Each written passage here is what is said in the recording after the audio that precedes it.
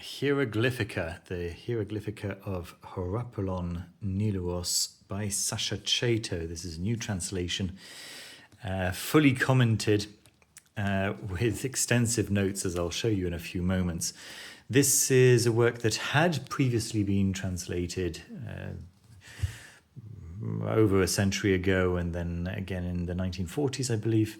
But those translations were, well, left a lot to be desired, and Dr. Sasha Chaitow has given us this new translation, and it really has no business being as entertaining and as accessible and as informative as it ends up being. It's so much fun to read, folks. I've learnt so much in so many different areas of magic and symbology and what else? Alchemy. So literally so many different areas that I've learnt completely new concepts and picked up new ideas from just the footnotes that Sasha has left here, and within the text itself. So the text itself is actually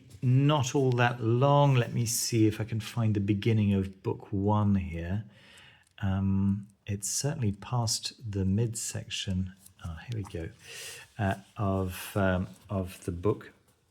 You see that the first, so let's say 3/5 is Sasha's, Dr. Chaitow's introduction and commentary on the text, and then you have the two main books, which are the manuscript, which has been translated in this really brand new translation that has both the Greek and, following the Greek, the English translation with these extensive and fascinating footnotes all the way through. So what is it, essentially? First of all, let's talk about that. It is a description from late antiquity, describing in Greek how to read Egyptian hieroglyphics, their significance, and why they mean what they mean. So there'll be let's find a nice example towards the beginning here, how they signify an aeon.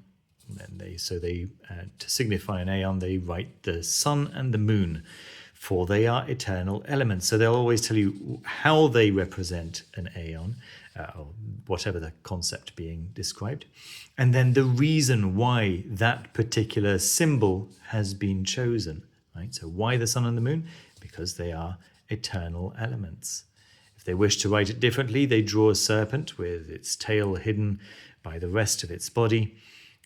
The Egyptian call it Urios. Okay, and then you'll get some footnotes, right? So notes on the Urios and the basilisk are included in the commentary above. There we go.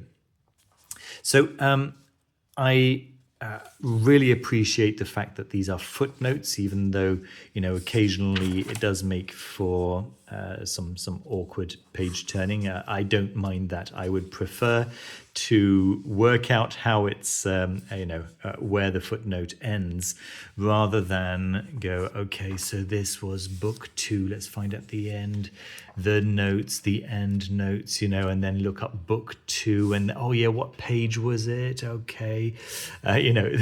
How it is when you've got end notes. I do not like end notes at all, and I really, really appreciate having Sasha's thoughts on all of the contents right there. I read the thing, I see that there's a footnote. Oh, there is the commentary. There is the footnote on the particular concept that I've just read about, and I like that because I'm much more likely to read it, right? Rather than go, oh, there's probably some interesting information, but I can't be bothered to look for the correct end note at the end of the book. You know how it is. So then let's talk a little bit about Sasha's commentary, Dr. Chaitow, excuse me, his commentary over here, which is, again, so accessible, so relevant, so wide-reaching, wide-ranging, far-reaching, should I say. There's just so many... so mistranslations from the Greek that have come from simply misunderstandings, from simply being translated by non-native speakers, being translated with a particular mindset, a particular view of the world, a particular set of values and things like this. Really interested in seeing how the word monogenes was translated sometimes as only begotten and sometimes as self-generated. Two very different meanings, of course, with implications for the translation of that word in other areas that are relevant to magic in general. Okay, just really every single page has revealed so many fascinating revelations about how Greek has been mistranslated in certain contexts, and how certain symbols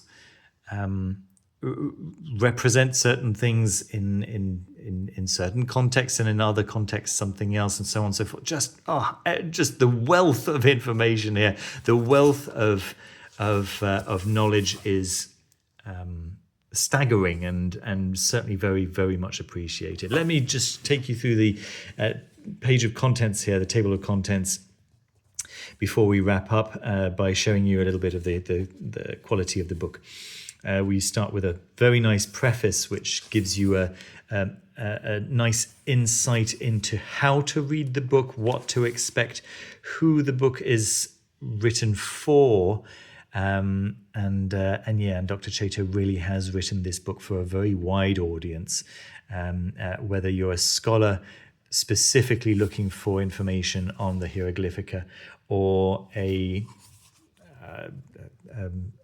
magic historian, or whoever you might, just somebody vaguely interested in hieroglyphics, somebody vaguely interested in alchemy, whoever you may be, you're going to find plenty in this book to appeal to you. Then some thoughts on why a new translation, this translation commentary, how to use this book, biographical notes on Dr. Sasha Chaitow herself, of course, and then a list of abbreviations. And then we go into Dr. Chaitow's commentary, right? So in 6 parts, the commentary. What is the Hieroglyphica? Who wrote it? The incipit speaks. Byzantine forgery.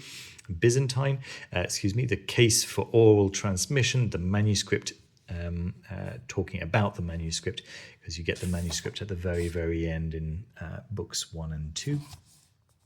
Then in part 2, we get Horapollon's life and times, Horapollon's school at Alexandria, socio-religious context, excuse me. Yes, what else? Meanwhile, in Alexandria, Horapollon, the illustrious grammarian or philosopher. Then part 3 is about mythic and intellectual context, allegorizing paganism, allegory in Egypt, Egyptian Greek myth, and so on. And then the content of the Hieroglyphica, semantic evidence, a hermetic connection, possibly. Yes, very soul-murdering hieroglyphs. That was a fun chapter. Ancient hieroglyphs and alchemy, Zosimos and alchemical hermeneutics. Evidence for hermetic and alchemical content in the Hieroglyphica. Renaissance hieroglyphomania in part 5. And then about this translation, which is a rather technical chapter.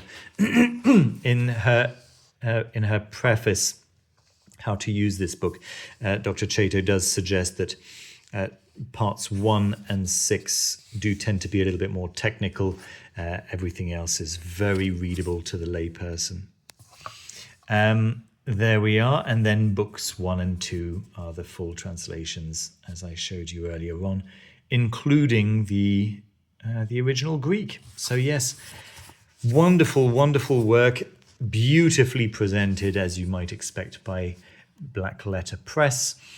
I will have another book by Black Letter Press that I'll be reviewing very, very shortly, called Aradia. And so do look out for that review coming out in the next 24 hours, no doubt. So yes, if you're wishing to put in an order for this book directly through Black Letter Press, do remember that level 2 members of Foolish Fish get a 7% discount off all orders at Black Letter Press. Just look out for the special code either on Patreon if that's where you're subscribed, or on the community page on YouTube if you're a YouTube member of Foolish Fish. And just wanted to give you a final look here at the cover, which is beautiful, really nice rounded spine, exactly the way we love them. And it's a large format book, right? I know it's Black Letter Press, and Black Letter Press do also put out these slightly smaller format books. This is a